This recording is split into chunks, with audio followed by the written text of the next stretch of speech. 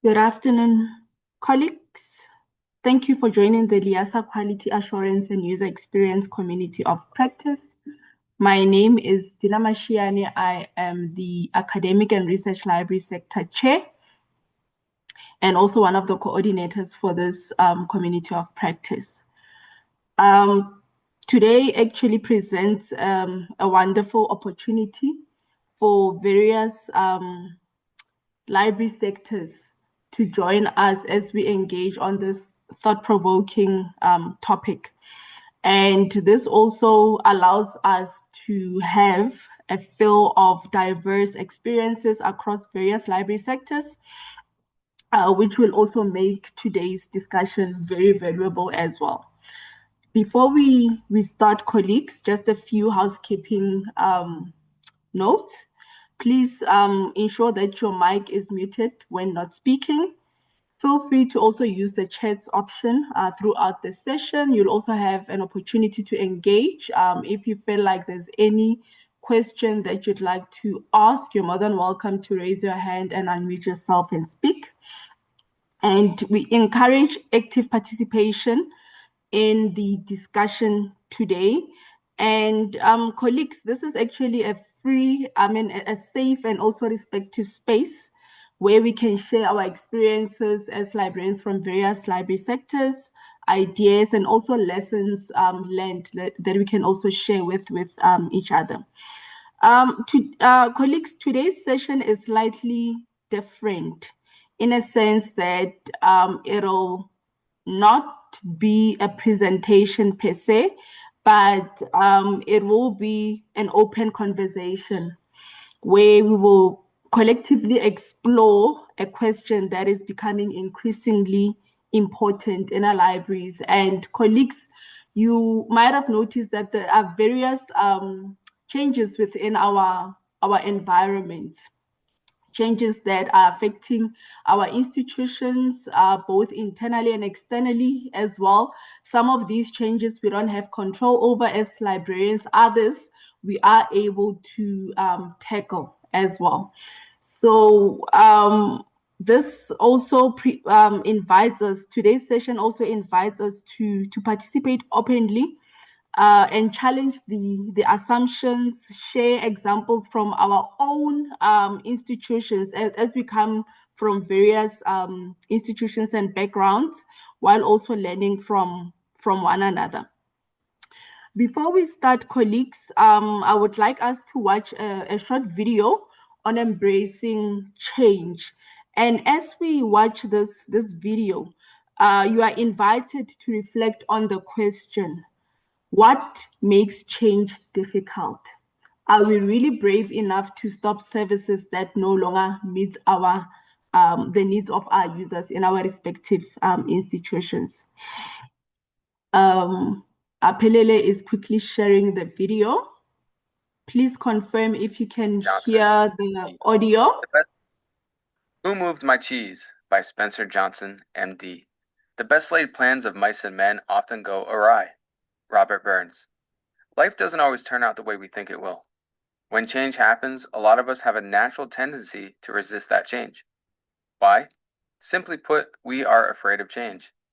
Change represents the unknown, which challenges our sense of safety and security. This is a very simple story about change. It's about seeing change, anticipating change, and adapting to change. Now, that sounds incredibly boring, but luckily the author, Spencer Johnson, has put a cool little twist on a boring topic and has interwoven the lessons of change into the story of four characters: two mice named Sniff and Scurry, and two little people who are the same size as mice named Hem and Haw. These four characters represent parts of us. They represent the simple and complex within each of us. As Spencer put it, sometimes we may act like Sniff, who sniffs out change early, or Scurry, who scurries into action, or Hem, who denies and resists change as he fears it will lead to something worse, or Haw, who learns to adapt in time when he sees changing can lead to something better.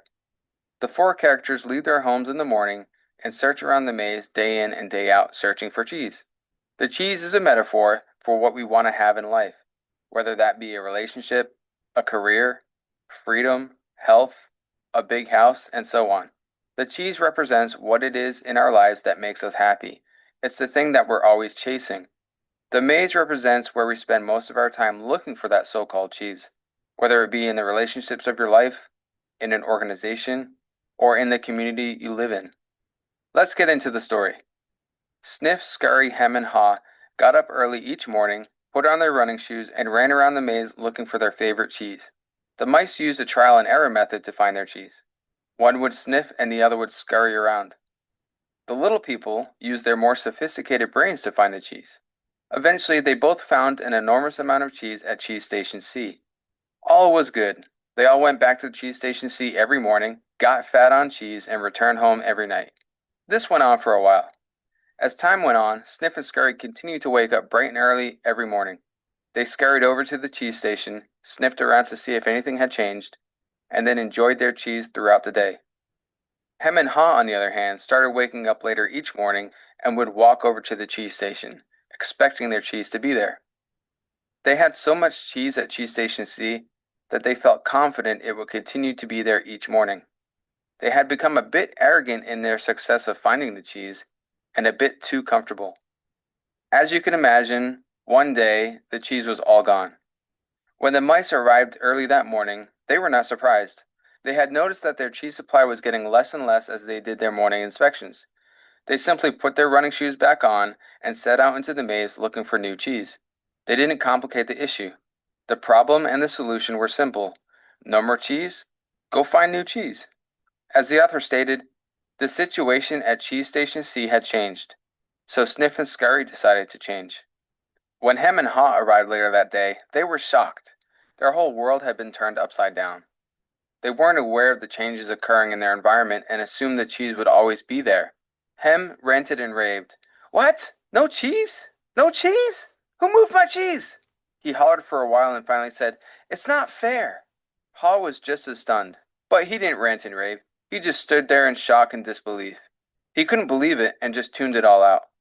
They went home that night hoping it would be back the next day, but as you can imagine, it wasn't there. The cheese was gone and it wasn't coming back. Hem began blaming others, stating, We are entitled to our cheese. Why did they do this to me? What's really going on here? Sniff and Scurry had been on the move and had already found new cheese at Cheese Station N. Hem and Haw faced a lot of the same emotions that many of us face when change slaps us in the face. They didn't want to face the facts. They were in denial. They didn't want to go back into the maze and look for new cheese because that meant uncertainty, getting lost, and possibly making a fool of themselves. The fear of failure had taken grip. They returned back to the empty Cheese Station C every day simply because it was familiar to them. It was their comfort zone. Haw began to come to his senses.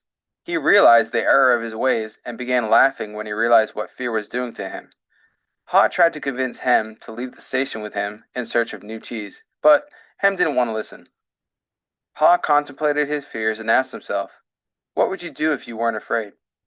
Haw built up some courage, started to believe that he could find new cheese, envisioned himself finding new cheese, and then set off into the dark maze alone and uncertain of what's to come.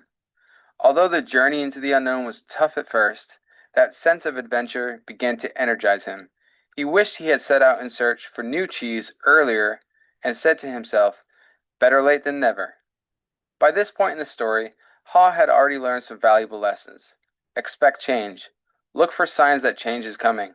Or in the words of Spencer Johnson, smell the cheese often so you know when it's getting old. And finally, adapt to change quickly. While on his new cheese quest, he continued to reflect on why he didn't leave sooner. He realized that his fears were holding him back. As Spencer stated so perfectly in the book, what you are afraid of is never as bad as what you imagine. The fear you build up in your mind is worse than the situation that actually exists. Fear had been clouding his mind. He lived in a state of fear and focused on what could go wrong instead of what could go right. He finally understood that you have two choices. You can believe that change will harm you, in which case you'll resist it, or you can believe that change will help you, in which case you'll embrace the change. As he searched the maze, he realized he was happy when he wasn't being run by his fears. Sure, some fear is natural and should be taken seriously, since it can keep you out of real danger. But he knew that most of his fears were irrational and stopping him from making the changes he needed to. Letting go and trusting in what lay ahead, even though he didn't know what it was, and not letting fear stop him from his quest, was what nourished his soul and gave him strength. He realized that change could lead to something better. As he continued to look for new cheese, he continued learning some key lessons. The quicker you let go of old cheese, the sooner you find new cheese. Movement in a new direction helps you find new cheese. Imagine yourself enjoying your new cheese leads you to it.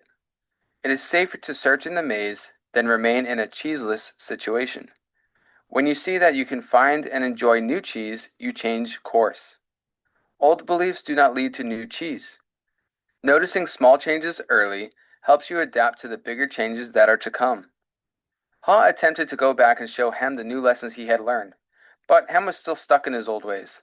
Hem wanted his old cheese back and wasn't willing to change. Ha finally gave up and realized that Hem would have to find his own way in order to move beyond his comfort zone and face his fears. No one else could do it for him. Ha had come to the realization that the biggest inhibitor to change lies within yourself, and that nothing gets better until you change. See, the mice kept things simple. They didn't overcomplicate. They didn't overanalyze. They changed as the situation changed. The little people made these simple things quite complicated with their complex brains, belief systems, and human emotions. The little people are obviously smarter than the mice, but they're directing their energies in the wrong direction. Imagine if they had the right attitudes and beliefs. Imagine if they used their amazing brains to envision something better, to reflect on the mistakes of the past and use them when making plans for the future, to keep things simple and flexible, and to realize that you don't need to overcomplicate things or confuse yourself with fear-based beliefs. Wow, they would be unstoppable. At one point in the story, the author stated that Ha laughed and realized that he had started to change as soon as he had learned to laugh at himself and at what he had been doing wrong. He realized the fastest way to change is to laugh at your own folly. Then you can let go and quickly move on. Ha continued on his journey day in and day out. He finally understood that breaking out of your comfort zone and enjoying the journey for new cheese is rewarding in and of itself. Actually, finding the new cheese is just an additional bonus. Finally, Ha stumbled upon Cheese Station N, where Sniff and Scurry were hanging out enjoying their cheese. They were still ready for change, as was Ha. They kept a good eye on things, and Ha continued to venture out into the maze every now and then to see if anything had changed. He was aware and ready to adapt at a moment's notice. One day, Ha heard a noise outside of Cheese Station N. It sounded like someone else was coming. Could it be Hem, he thought? He said a little prayer and looked around the corner to see. The end. Did Hem show up, or was it someone else? That's for you to decide. Can the Hems of the world, or in ourselves, change their ways in their own time? I think so. It's a great little story with lots of great lessons. Now, some of you may be thinking, well, all change isn't good. We shouldn't just mindlessly conform to the needless changes forced on us by others. Great point. And in the foreword, Dr. Ken Blanchard addresses this. He says, everyone knows that not all change is good or even necessary, but in a world that is continually changing, it is to our advantage to learn how to adapt and enjoy something better. It is not what is in the story of Who Moved My Cheese, but how you interpret it and apply it to your own situation that gives it value. Which character will you choose to be? Do you like to sniff things out and seek out opportunities? Do you like to jump into action like Scurry? Or are you more like Ha, who resists change initially, but remains open-minded enough to adapt before it's too late? On a personal note, the Haws can be valuable because they do keep things a bit grounded. A world of only sniffs and scurries may change too rapidly and simply fall apart. The Haws do provide a bit of stability. Or do you want to be like Hem? Poor Hem, the anchor who isn't willing to change the way things are done. He's in his comfort zone and often says things like, that's the way it's always been done around here. The Hems of the world are either too comfortable where they are, or they're too scared to change. They don't realize that the way things are done may have to change in order to survive and thrive. The Hems often feel like victims when their cheese, which they're somehow entitled to, is taken away from them. They whine and complain and resist moving on. Think about the different people in your life, in your relationships, work life, communities, and so on. Who are the Hems, Haws, Scurries, and Sniffs? How can this story help you deal with them better? How can these lessons help them? Change is difficult for people. It makes people afraid, So keep that in mind when guiding and helping people through the path of change.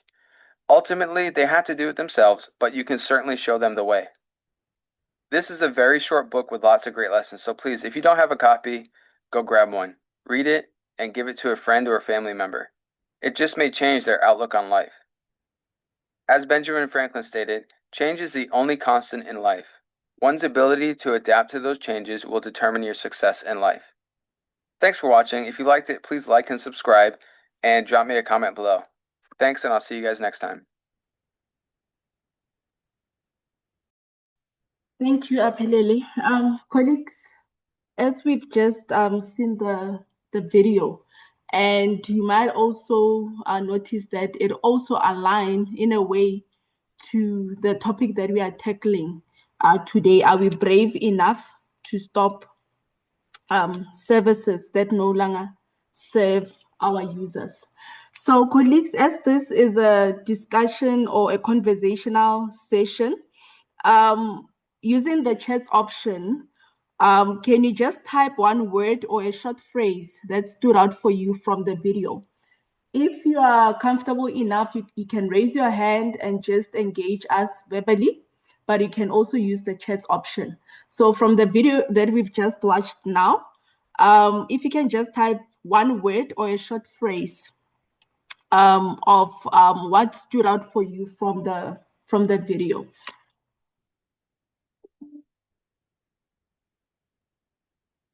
If you are comfortable enough, you can unmute yourself. You can raise your hand and unmute yourself and engage us.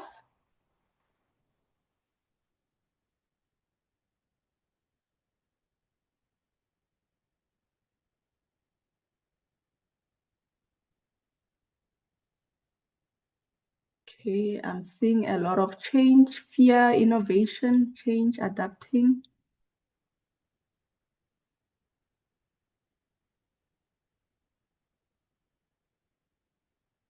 And colleagues, for those that have read the book, you might also notice that though this is it's a classic book, normally used within the change management landscape, but one can also apply it in various contexts as well within our library spaces, especially when we want to implement new services or move away from old services that are no longer serving the needs of our users.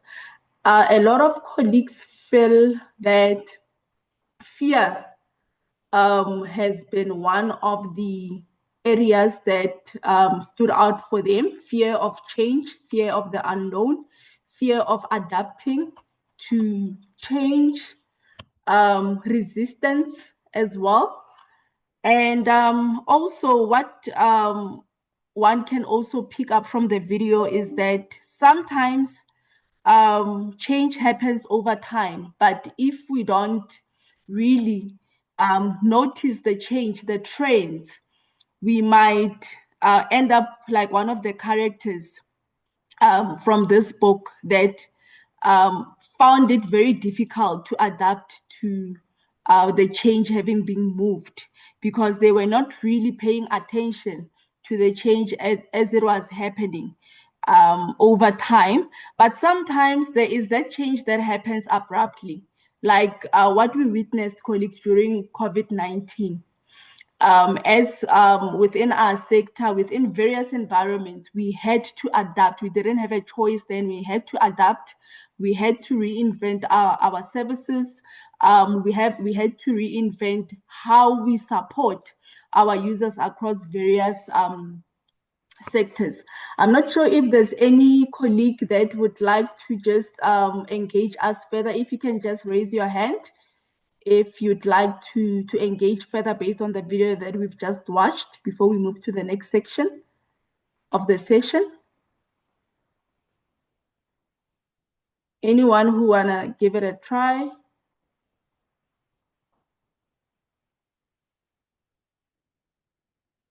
Colleagues, this is supposed to be an interactive session where we share our experiences, where we also learn from one another as well.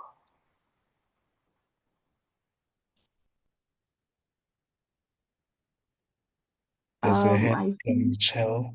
Okay, Michelle, please go ahead. Can you hear me? It's not, you are a bit faint. I'm not sure if it's on my side. Is that better? It's still the same. I'm not sure if it's the volume on your side or.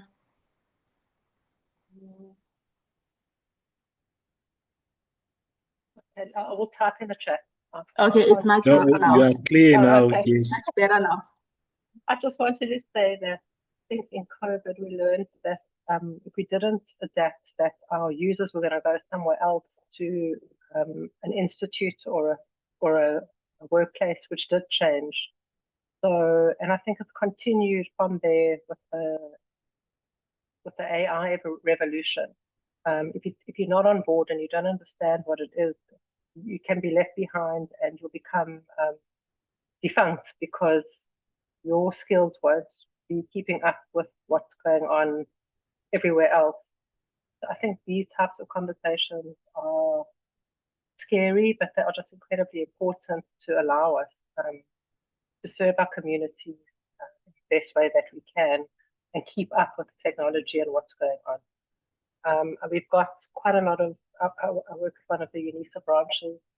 We were actually discussing today that we've got all kinds of technology here which stopped working during COVID, and we just haven't, it's just not working anymore for us. So we don't use it anymore. I think it's very important that we have this discussion and keep moving forward. Thank you.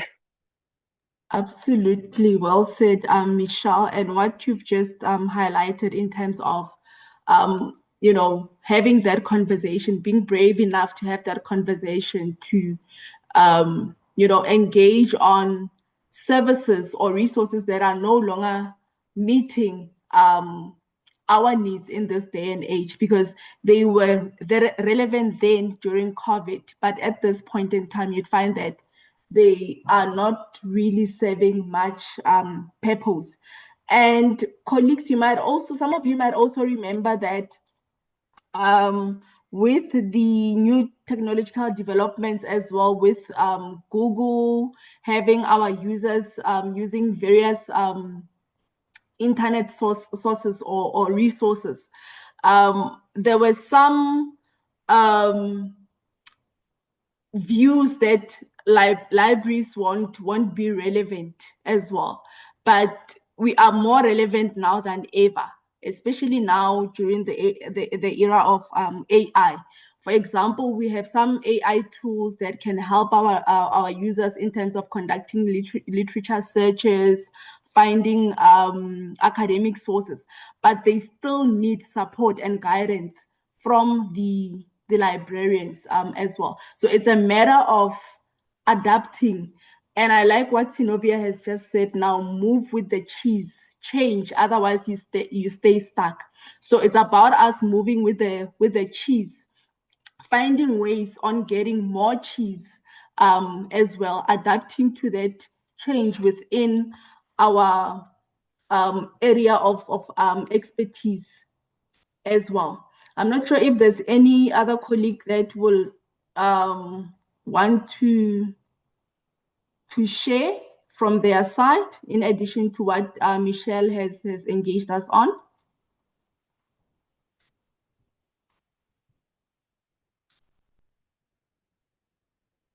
Hi, Dina. Hi, Yes, Adri. we are working with young students who already feel comfortable with change. So if we don't adapt, we'll stay behind. They expect us to keep up with change, and because they are already used to change. So I think it's very important for us to stay open-minded and positive about change, and to improve and to move forward. Absolutely. Thanks a lot, Adri, for that. And this also brings the element of acknowledging the feedback from our users as well, because these are individuals that we can also learn from, so that we are able to implement services that are meeting their changing needs. And for example, we also need to embed ourselves in platforms where these users are using various channels and engaging with these users. This doesn't obviously happen overnight. It also needs us to change how we think, how we adapt, and also reinvent ourselves as librarians while also capacitating ourselves through learning, through engaging with colleagues, such as the engagement that we are having now, learning best practices and so forth. Right, colleagues, I'm not sure if there's anyone else that would like to engage us. Otherwise, we will now move to the next part of I the do. section. Oh, sorry, Gugu. Please go ahead. Yes, I had my yes. I just want to say that I think I really appreciate the fact that the reality of fear being shown that it is okay to be afraid of changes that are happening because sometimes a lot of changes somehow seems like it takes away the authenticity of things. As a public librarian, sometimes you feel like, okay, now learners are more mostly in love, or they see online books more convenient for them, and then you fear the fact that now maybe the authenticity of what is a library, having the feel, the touch of physical books. So the fear is there. But as what we were watching states that, we can't be comfortable for so long. We need to change with the times so that we could be irrelevant to the times of today. So I just like the fact that fear was shown. It's a true sense of feeling that we have because of the shift or the significance of now, what do I do? But yeah. Thank you. Thanks, Gugu. That is quite thought-provoking. And the fact that you mentioned one of the aspects being vulnerable, being open as librarians, letting ourselves, to be vulnerable in a sense that we then have a different view on some of the processes, some of the services that we are currently offering within our libraries. Fear sometimes can prompt us or can push us to the right direction where we then take a stand, leave our comfort zone. It also forces us to continuously adapt to the changes within our environment. And as Adrian is saying on the chats that, lifelong learning is crucial also, especially within, our space that is continuously being affected by changes, both, that are affecting us both internally and externally as well. Sometimes these change we don't have control over. Others we can actually do something about as libraries. I don't see any further hands. Perhaps Apelele, you can share the poll, the first poll.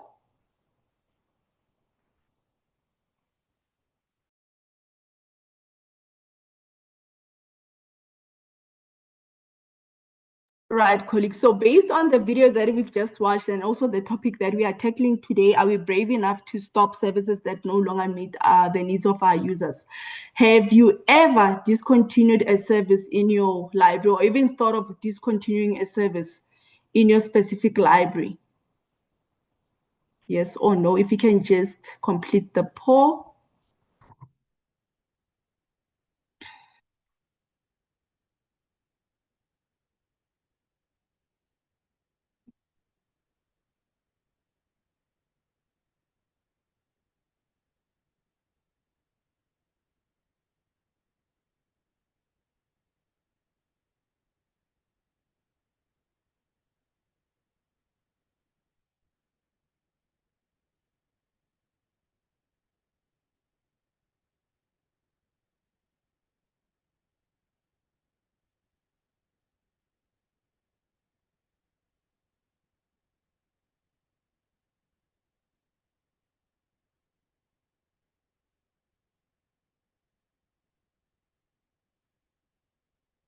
Can we just get a show of hands of those that are yet to complete the poll so that we can display the results?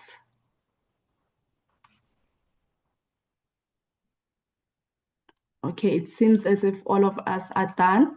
Aphelele, can you share the results of the poll? This is quite interesting, colleagues. It seems as if almost half have indicated that they have indeed discontinued a service in their libraries, whereas also almost the same number feel that they've never ever had to discontinue a service. Can we start with the ones that have answered yes? If we can just have 2 or 3 colleagues that can just engage us on the services that they have discontinued in the libraries, especially the ones that have responded to the first option. If we can just have 2 or 3 colleagues with a show of hands. We've had a total of 51 colleagues or 51 responses based on the findings. Karen, please go ahead. Thank you very much, colleagues, and good afternoon.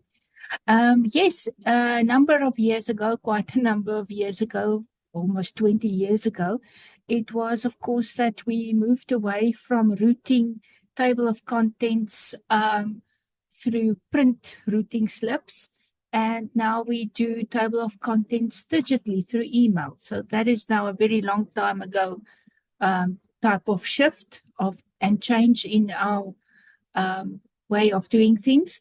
And the second thing is, more recently, the library was assisting for a number of years with media monitoring surveys, and but we were doing a duplication of what another department was doing, and they were actually having a digital company that was doing the same, but was doing media monitoring, including social media and other sorts of, and broadcast media instead of just newspaper print. So those are these 2 I can think of. Thank you very much. Thanks, Karen, for sharing that. So basically, what you've just highlighted now also indicates that some of the changes are brought by technological advancements based on what you've just shared now.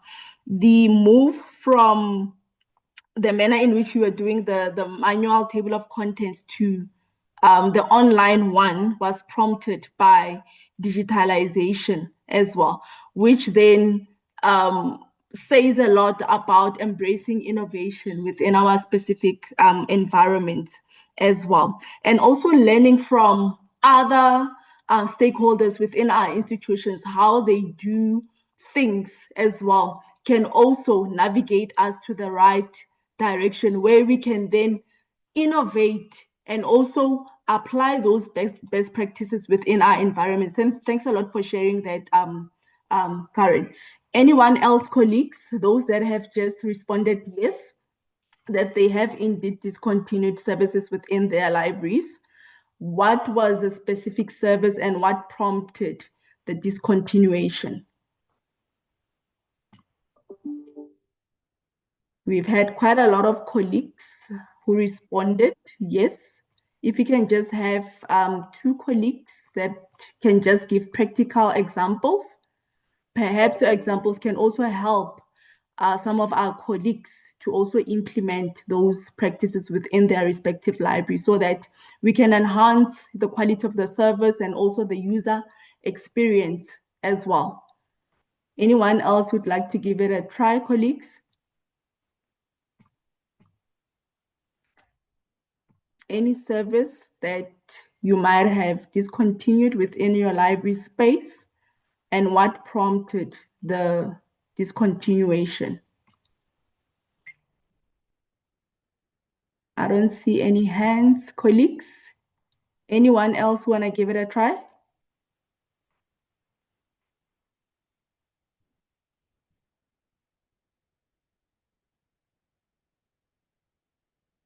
Okay, on the chats from printed information to electronic information, easier to update. That's correct.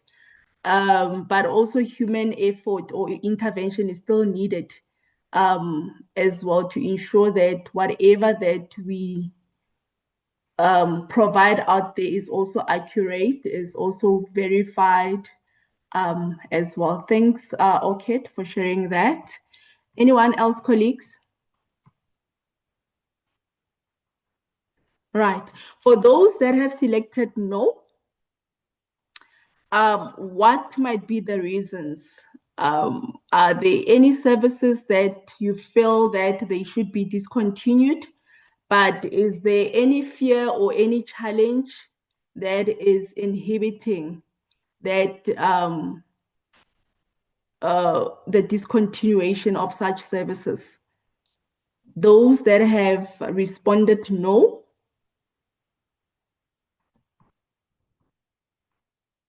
To the poll, are there any reasons why there might have been services that are yet to be discontinued within your library spaces? Is it a matter of relevance? Are all the services still relevant? Are all the practices still relevant within your institutions that are not really prompting the discontinuation? What are the underlying reasons behind that?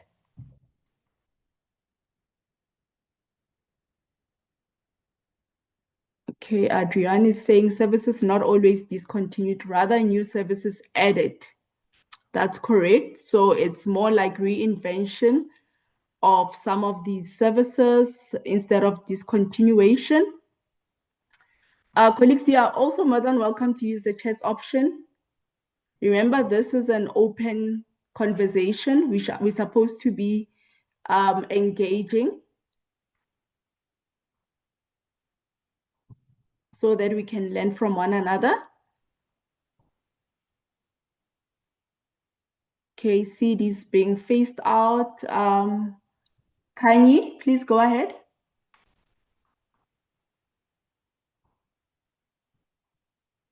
You may unmute yourself. Kanye, is it Kanye or Busi? It's Busi. Okay, please go ahead. Sorry. Busi?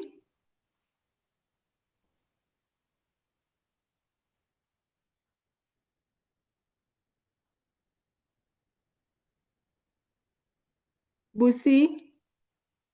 Your hand is still raised. Okay, while we wait for Busi, Heidi, please go ahead.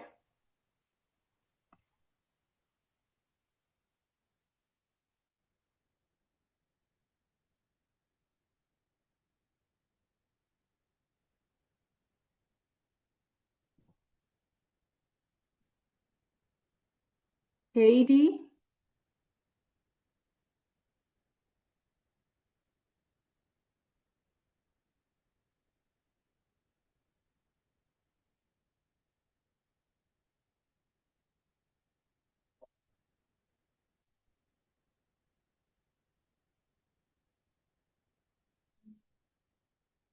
Right, while we wait for those colleagues, Mariette, you can go ahead.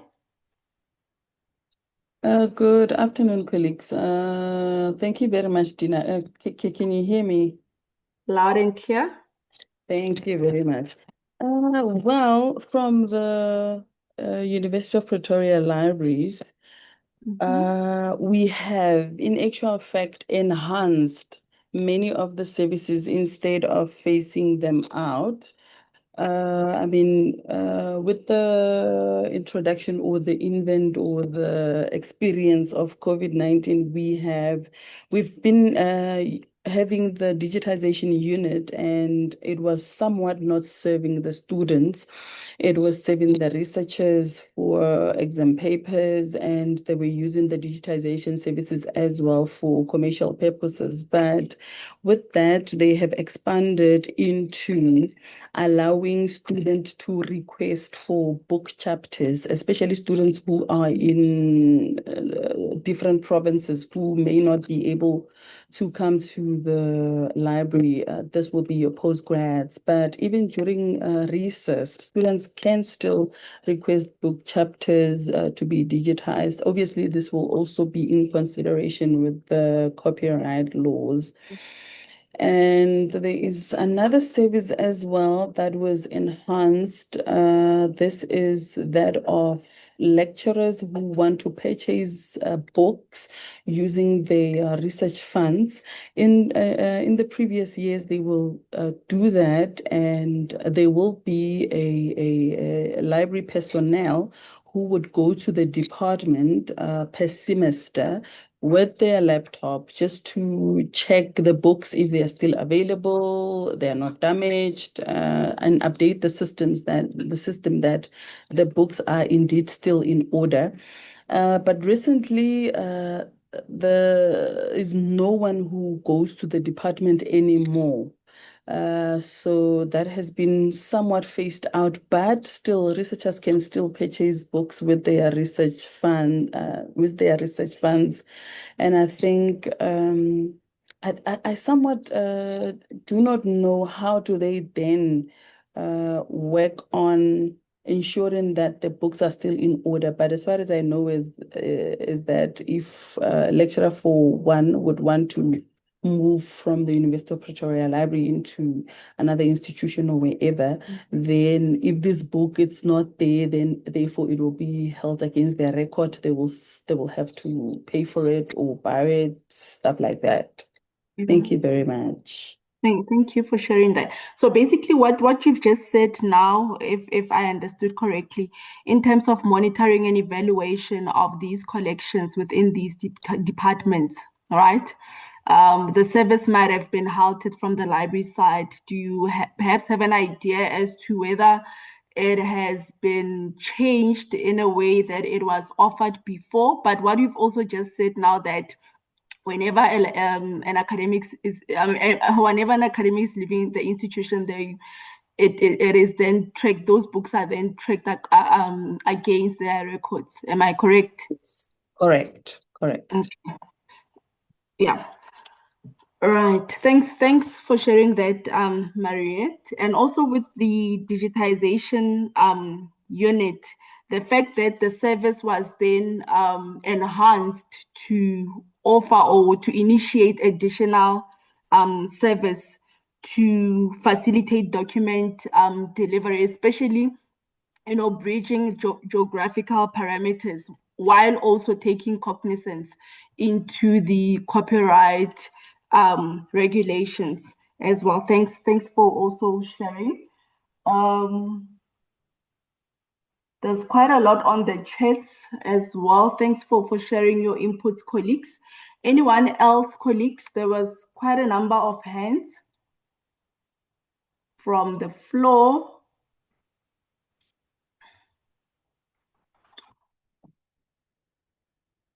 Right. So it seems as if instead of discontinuing some of the services, there is rather an implementation or development of new services that are tackling various needs of our users, bridging the gap. And Google also notes the digital divide, the challenge that is evident especially within our rural communities, where these young people are quite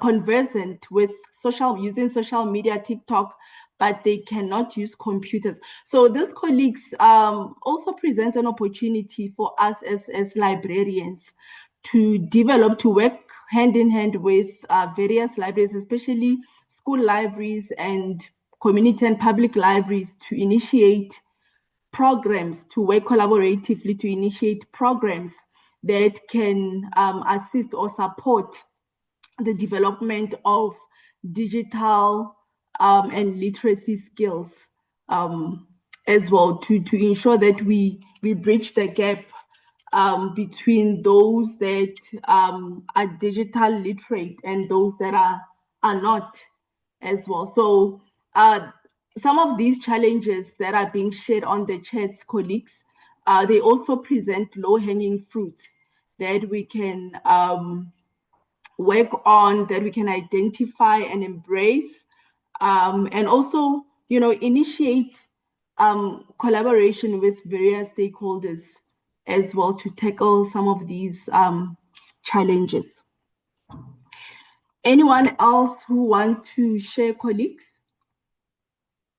We previously had a hand from Busi. Busi, do you want to give it a shot? Busi? Okay. All right. Colleagues, you can continue to share on the chats. I'm just going to share now the next part of just to enhance our conversation while we continue to tackle this topic for this afternoon.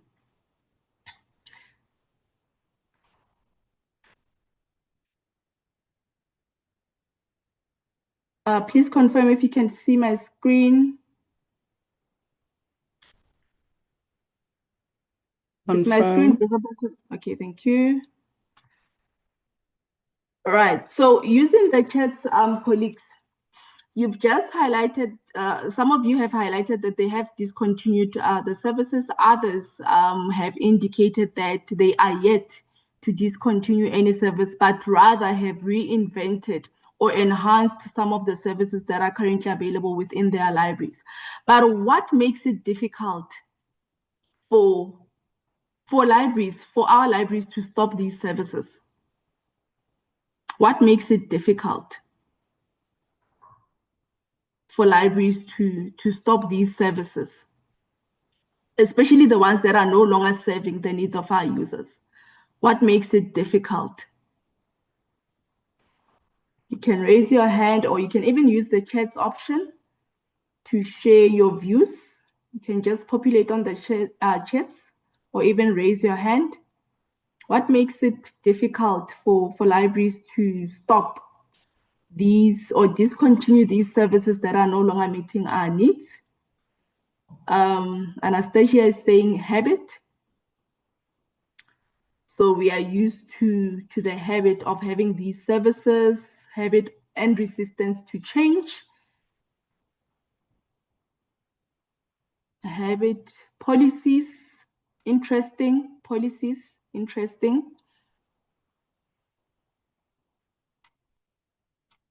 Budget, always Google. The budget is sometimes a challenge, so we can't just wake up in the morning and just say we are discontinuing a particular service. Sometimes we need to have a budget in place and also have buy-in from some of the our organizational management, where then some of the services that are then planned for can then be budgeted for, or even in some cases based on the workforce response in terms of policies, reviewing some of our policies, because you'd find that some of the policies are quite old. They need to be reviewed to align with the changes within our environments as well. But a policy is not something that we can just change overnight as well. It's something that needs planning as well. Others, colleagues, let me just check if there are any hands.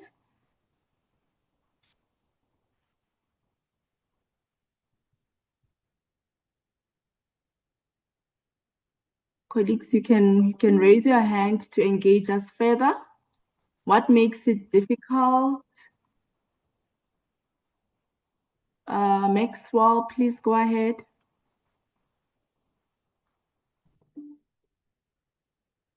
Maxwell?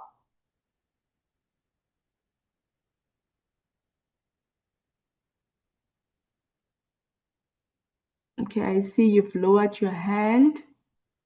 Anyone else who want to give it a try, colleagues? What makes it difficult for us to discontinue some of these services that are no longer meeting our needs? Aphelele Maxwell is saying he can't unmute. I'm not sure if this is for all the or some of the members? Let me check, but most members have the Right. right to unmute, yes. Okay. Lack of usage.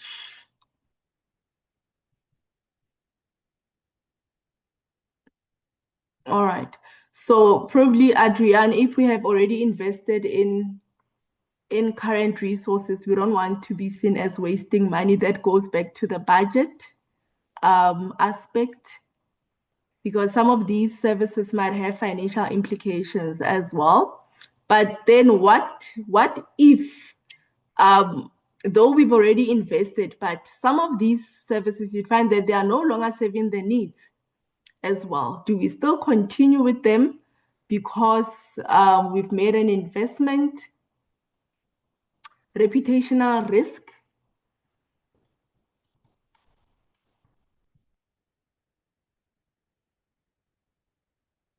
Were you able to check Apelele for Maxwell?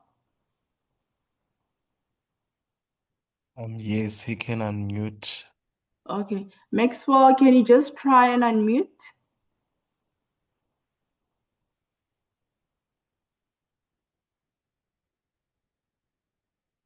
While we wait for Maxwell, anyone else who wanna give it a try? I see you are already unmuted. Please go ahead, Maxwell.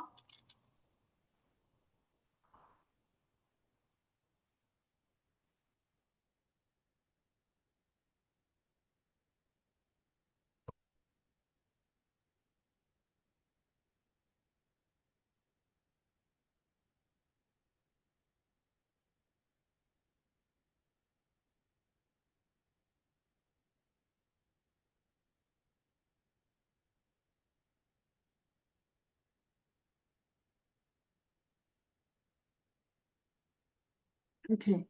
So colleagues only, okay, managing, protecting, and facilitating equitable access to information. Okay, so colleagues, if you can just respond to all, because I see some of the chats are only going to the host and the panelists. If you can respond to everyone instead of the host, so that everyone can see what you are sharing.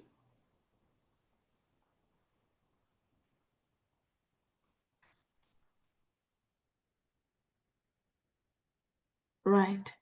So basically, from what we are seeing from the chats, as well, lack of usage, but then Nobuhle, do we then still continue with the service if it's still not serving the needs of our users?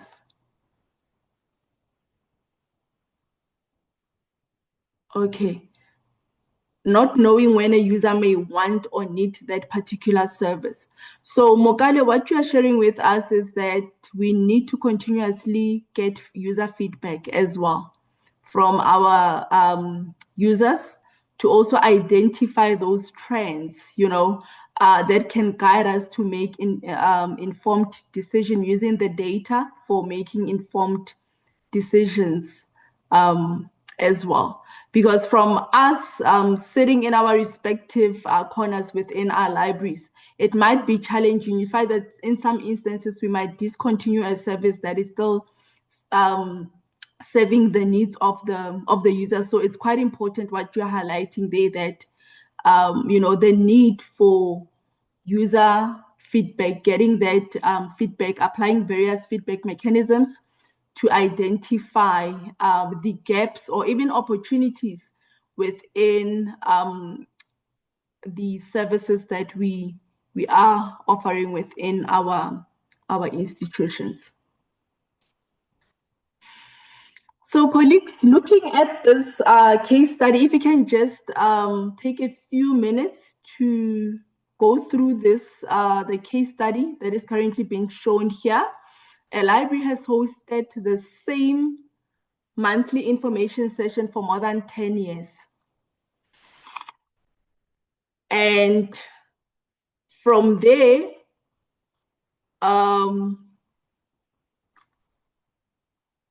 the evidence shows that there is the attendance has declined.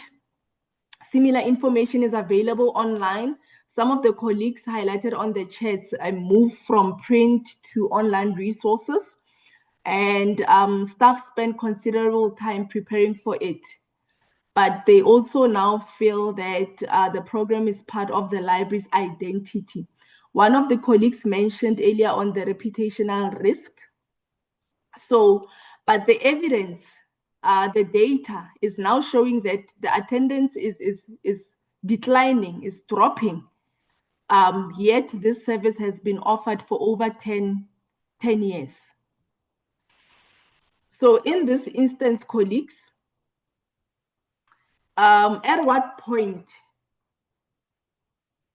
do we then, does tradition become a barrier to innovation? This is more like a traditional service that has been offered for over 10 years. But in terms of the need, based on the stats, the attendance is declining each year. But at what point does then tradition become a barrier to innovation? What happens now if these stats are now declining, yet librarians are spending quite a lot of time preparing for this monthly information session, yet the users are not really attending this session? Colleagues, this takes us back to the previous question. What is difficult? What is stopping us from discontinuing the service? You can share your feedback on the chat, or you can just simply raise your hand to engage further. What should happen? Do we continue as is while the statistics are declining? Do we redesign the information session or the program? Do we discontinue it? Or do we gather more evidence first before we discontinue or redesign or continue as per tradition? Colleagues, use the chats. Michelle is saying redesign as an online training session, make new traditions. So you are now reinventing, enhancing the service as well. Redesign. Deboho is saying getting user feedback to redesign.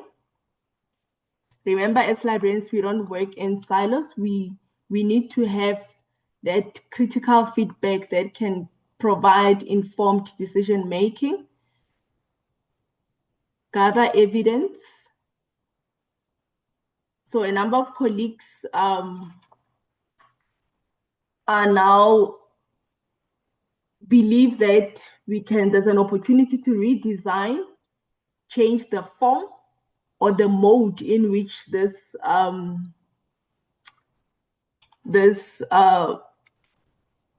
session is being offered. Michelle, can I just quickly put you on the spot here? In terms of redesigning, what if this information session has been converted to an online mode, but yet the stats are still dropping? What then? I don't know. I just know that in our library, we don't really offer face-to-face training anymore. All moved online. Obviously, if a student comes into the library, we will assist them. But students, they don't really want to know the layout of a physical library, or how to find a book on the shelf. A lot of them only want online sources.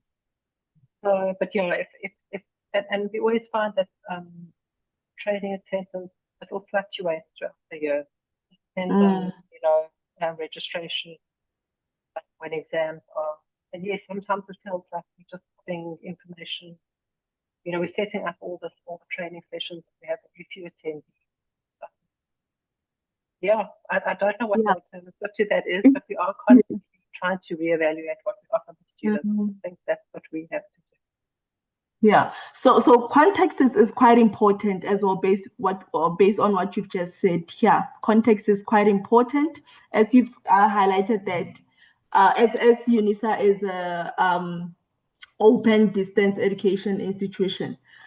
So in most instances, such there's mostly a need for then redesigning the program to be fully virtual. But also, colleagues, based on this, from my point of view, I would also say that this also presents an opportunity to collaborate as well with other stakeholders. For example, let's say now this is now in public and community libraries, where the librarians have been working, engaging the communities, but yet attendance is very low.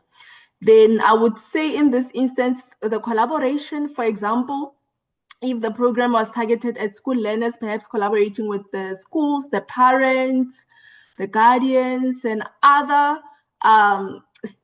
youth development organizations or agencies as well that can help to advocate for such programs, and also maybe bringing other topics on board, including other thought-provoking topics that will appeal to the different user groups as well. That's just my thinking, but I see there's quite, there is a comment on the chat. Sometimes the so-called outdated program needs to be revamped and reintroduced to the public. And Isabella is giving an example of rural areas where programs and in-person connection is important. Community hubs, whether for recreational information. Yes, so basically this boils out to what I've just said now, being intentional, targeting the right user groups, working with various stakeholders to advocate and to improve or help to redesign the program. For academic libraries, Mariette is sharing that record the training and make them available on the subject guides. Okay, so using a blended type of a mode, a blended mode, to enhance the usage of the developed resources that are in line with this information session. Collaborate with the academics. That's true, because we need to get buy-in from the relevant stakeholders as well. Because, for example, in academic environments, the academics, the faculties, these are individuals that can really advocate for these programs or sessions, and also motivate students or even recommend students. In some instances, there can be a collaboration where faculties collaborate with the library and co-design these programs that are then embedded within the curriculum as well, or assignments or projects as well. That will also motivate the students to obviously attend those sessions as well, especially if they are credit bearing as well. Anyone else, colleagues, you're more than welcome. We still have some time. You can raise your hand.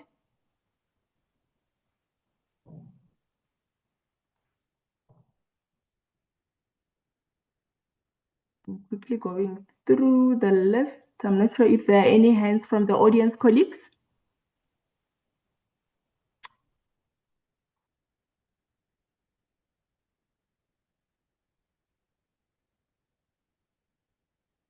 Say, for example, we have gathered feedback from our users, and most of them feel that the service is no longer meeting their needs, or the information session is outdated, or they don't believe that it is important because sometimes our users don't know the importance of some of the services that we offer.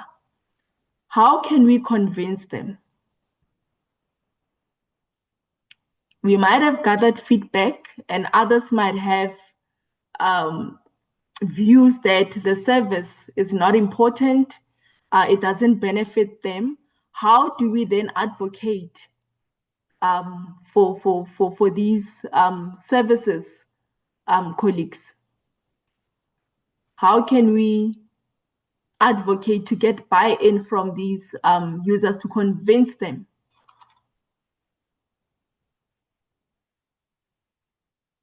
As part of supporting them as they embrace the change.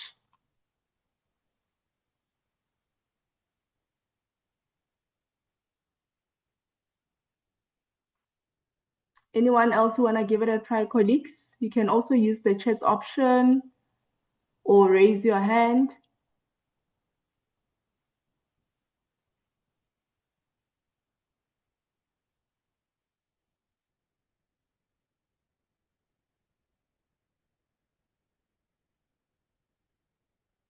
Okay.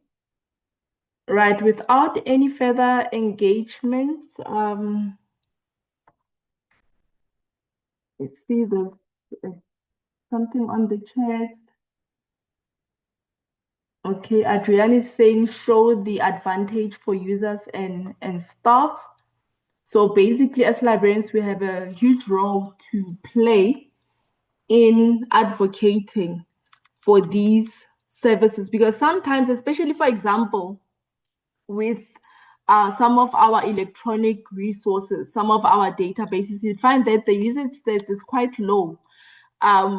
There might be underlying reasons as well. Sometimes you'd find that the users are not really skilled in using some of those resources. Others are not even aware that there are those resources within our libraries as well. For example, you'd find that some students don't even know that they can borrow books for free, or some of the users don't know that they can borrow out books for free from the libraries.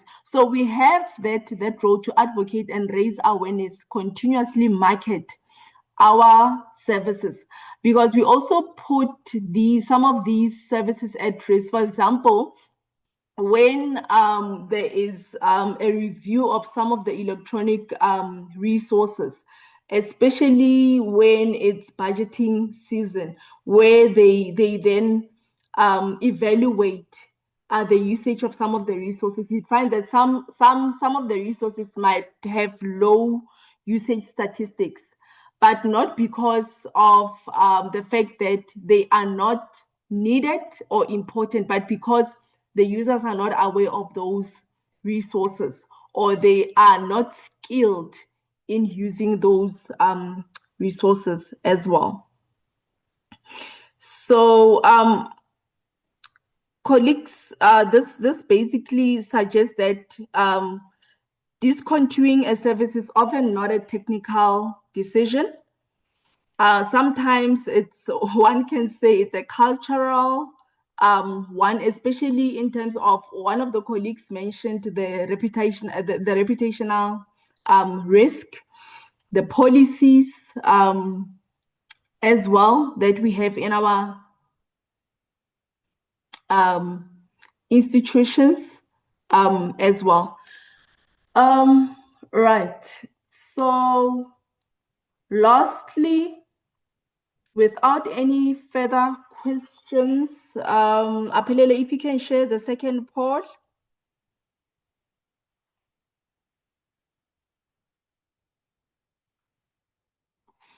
Right. So which evidence would most influence your decision to discontinue a service? Colleagues previously mentioned that we need to use feedback as a mechanism that can guide us whether we can discontinue a service or redesign it, or continue with a service. So which evidence would most influence your decision to continue a service? Is it the usage statistics, user feedback, strategic alignment? This goes back to the policy that one of the colleagues highlighted earlier on, the strategy that are being reviewed and implemented within our institutions, the cost and staff time. Someone mentioned the budget, and the combination of all. But which one stands out here? Is it the usage stats, user feedback, strategic alignment? Is the service still in line with the strategic direction of the institution, or is it moving away?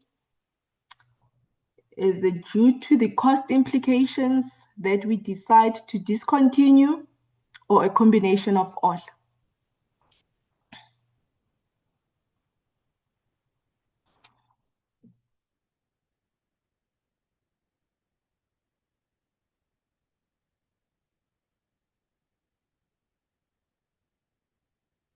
Right, I'd assume that all of us are now done with the poll because we only have to select one option there. Aphelele, can you now share the result? Okay. So over 60% of the colleagues feel that it's a combination of all. It's not just one single evidence that we can apply. We need to use various data from various, or information from various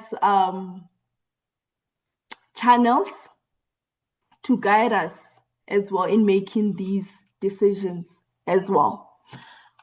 This has been followed by usage statistics, where 20% of the colleagues feel that they would then rely on the usage statistics to discontinue a service. User feedback is also quite important, but also colleagues, the cost and time. It's quite interesting that none of the colleagues have selected the cost and staff time, yet this, based on my experience, I'm not sure about you colleagues, cost also has implications on whether a service can be discontinued or not. One of the colleagues earlier on mentioned that sometimes it's difficult to discontinue a service because you'd find that it has been recently been there has been a recent financial commitment towards that service. And strategic alignment, only 3%. For those colleagues that feel that we can rely on a combination of all of these, over 60%, can 2 or 3 colleagues just engage us further on these evidence mechanisms? Why do you believe that it's important to use all of these 5 mechanisms? It's actually 4 that have been selected. You can raise your hand, colleagues.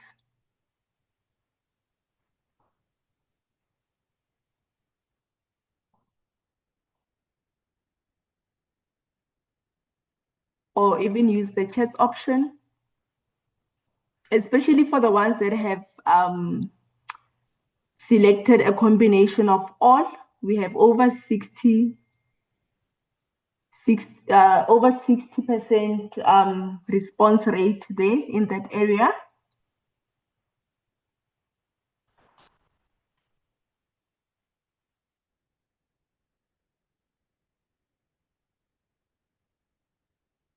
Colleagues, remember this is supposed to be a conversational session where we share best practices, where we also learn from one another.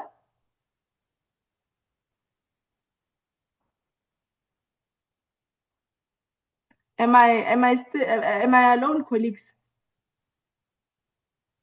Or are you still here? Please go ahead, Michelle. I think all of them are really important. But yes, the cost and staff time do matter. We actually discontinued our after services because the cost and the staff time just wasn't worth, opening for a couple of students to come in, and eventually, even though the staff would have continued, decision was made at management level that there was no return on investment because we didn't have enough students. So yes, that's obviously very important because we all have a strict budget at the moment. If something has to give. I just wanted to add that about the cost and staff time. Thank you. Absolutely. Thanks, Michelle. Absolutely. In some instances, you'd find that even though the evidence say likewise, you'd find that in some instances there's really no budget that can sustain other libraries in terms of continuing with some of the services or the resources that they offer as well. Karen, please go ahead. Thank you very much. With regard to, I have found in the past there have been cost and staff time has been definitely part of making a decision. And I think earlier in the discussion there was a situation of where somebody said, what if there's still one or two users that require a service? And that is where one definitely, you look at your usage statistics, you look at your user feedback, and especially if it's only a very small or one or two users that do require service, maybe one can, you can compromise by maybe cutting a subscription, but then one can make an alternate arrangement, possibly through contacting another through engaging with another library or information service where one can obtain the necessary information that would assist. That's now just an example, but that is what we did in the past. Thank you. Absolutely. Thank you so much. So sometimes as we need to bite the bullet in some instances, just being that vulnerable, taking a stand, accepting the change as well. And one of the areas that came out earlier on about one of the challenges inhibiting us in discontinuing the service was fear. And in some instances, it might be fear of the unknown. In some instances, some of the services might still be aligned to the strategic direction, but you'd find that in terms of the cost, they have a lot of cost implications within our institutions. So basically, the responses remind us that evidence comes in different forms, but perhaps no single piece of evidence should stand alone. And a service sometimes a service may be popular, but no longer aligned to the strategic priorities of an institution. And a service or you'd find that a service might still be strategic, but also poorly used as well. This speaks to the usage statistics. And in some instances, you'll also find that a service may be valued by a small group, especially when we collect the user feedback, but it might also consume a lot of resources, staff time, costs. So these are really simple decisions. It's not something simple. So we need to apply these various evidence mechanisms to make informed decisions on which services we can continue or discontinue. Apelele, can we share the last poll? We have 5 minutes left. Time is actually flying. So colleagues, as we approach the end of our discussion, I would like us to reflect on something. Perhaps today's conversation is not really about stopping services. Perhaps it's about ensuring that our limited time, our limited resources, and also expertise and energy are invested where they create great value. So, colleagues, based on the engagements that we had this afternoon, which statement best reflects your views after today's discussion? Is it that every library service deserves periodic review? Is it perhaps user needs should outweigh tradition, what we are used to doing? In some instances, you'd hear some of the colleagues say that we've been doing this for 20 years, we've been doing this for 10 years, or this is how we've been doing things. Do we still continue in that direction, in that tradition, though the needs of our users are changing? Is it discontinuing a service can be an act of innovation?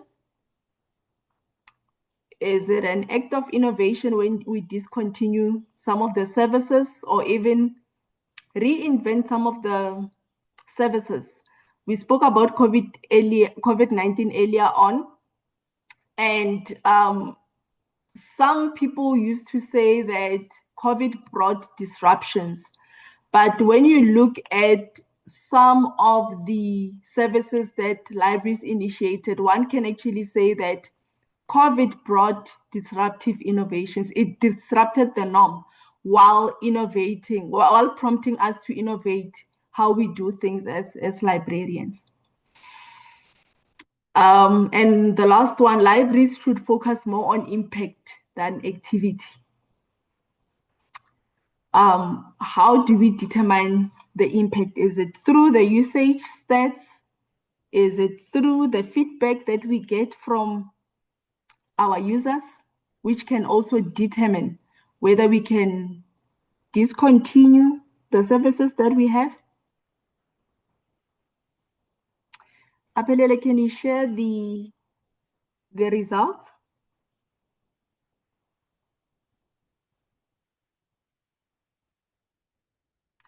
Right. So the results are quite interesting. Looking at this, a total of 32% responses. The colleagues feel that every library service deserves periodic review. So we need to review our services. We need to review our facilities, our spaces, our resources to ensure that they are still equitable, they are still meeting the needs of our users, identify those gaps, those opportunities, those threats and weaknesses within our services. And this was followed by those that feel that libraries should focus more on impact than activities. Are we making an impact with some of these services that we are afraid of discontinuing? Are they still making an impact? What are the statistics saying? What are the users saying regarding what we are offering to them? This was then followed by discontinuing a service can be an act of innovation, improving from the past, what we used to do in the past. We can look into discontinuing some of the services that no longer meet the needs of the user. So basically, this also, in a way, answers some that main theme that we are tackling. Are we afraid to discontinue a service? So if we want to innovate, colleagues feel that it's worth it to actually discontinue these service. And just a small proportion feel that user needs should outweigh tradition. So it's quite important to listen to our users. The feedback also helps us to enhance their experience, how they use the library, how they use our resources, and it can also assist us in enhancing the quality of the services that we offer. Because as librarians, we might think that we are on the right track only to for the users to have concerns. So it's quite important to conduct various user feedback evaluations and analysis continuously as well, where we can then get the needs or ascertain the needs of our users. Colleagues, before we close, we've come to the end of our session. Before we close, I'm not sure if there's any colleague that would like to share, just very briefly. You are more than welcome to raise your hand. Just very briefly to share based on what we engaged on this afternoon in terms of your takeaway from this session. You can also just share in one word or one phrase on the chat, one of your key highlights from this session or one of your key takeaways from this particular session. You can quickly just share on the chat or raise your hand, colleagues, before we close the session. What was your key highlight or key takeaway from the session?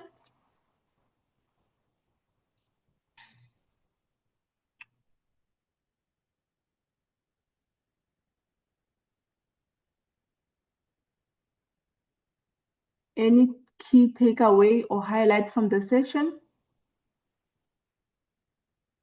Right, I don't see any hand, no anything on the chats.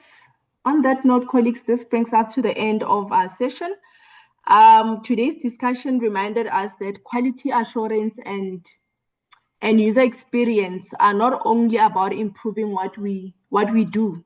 They are also about asking difficult but necessary questions, such as, are our services still relevant? Are they still creating value? Are they aligned with the changing needs of our users? Or are they making the best use of our limited resources? And perhaps most importantly, within our various library spaces, are we measuring activities or are we measuring impact? What impact are we making? And how do we measure that impact? So colleagues, on that note, the future of library is not determined only by what we add. It is also shaped by what we have to, what we have the courage to rethink, redesign. Some of the colleagues mentioned redesigning some of the services where necessary, and responsibly letting go of some of the services that are no longer meeting the needs of our users. So on that note, colleagues, thanks a lot for your participation, for your openness, and for your willingness to share your experiences and best practices. We hope that today's conversation continues long after this session ends. Have a blessed and wonderful afternoon. This is a goodbye until we meet again in other sessions. It's a goodbye from me. Thank you, colleagues.